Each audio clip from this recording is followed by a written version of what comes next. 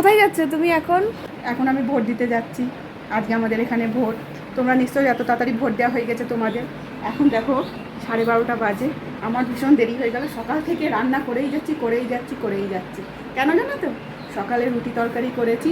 আমার বর হচ্ছে এখানকার বিএলও। এই আমার বাবা হচ্ছে এখানকার বিএলও, তাই মা এখন সুন্দর করে সকালবেলা রান্না করে দিয়েছে, সেটা খেয়েছে, বাবা খেয়েছে। মা রান্না সুন্দর করে দিয়েছে।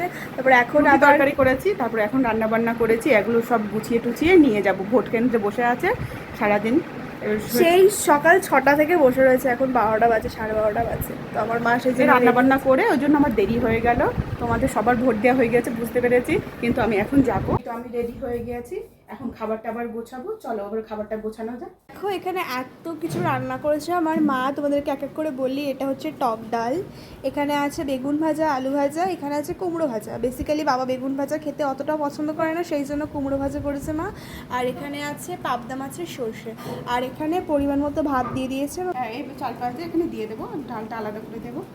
এর মধ্যেই যেহেতু মাছটাই বেশি ঝোল নেই, সেই জন্য মাছ দিয়ে দিল, একটা দুটো মাছ দিয়ে দিল এখানে। এক্সট্রা করে বাবা বলেছে লেবু খাবে, সেই জন্য মা লেবুটাও কেটে নিয়ে এসেছে। এই যে এখানে আম ডাল করেছি, আমটা একটু গোটা গোটা রেখেছি, কেন প্রচণ্ড গরম। আর আমার কর্তামশাই এই গোটা গোটা আমটা খেতে খুব ভালোবাসে। ওখানে আমার ভাই বসে বসে কি খাচ্ছে?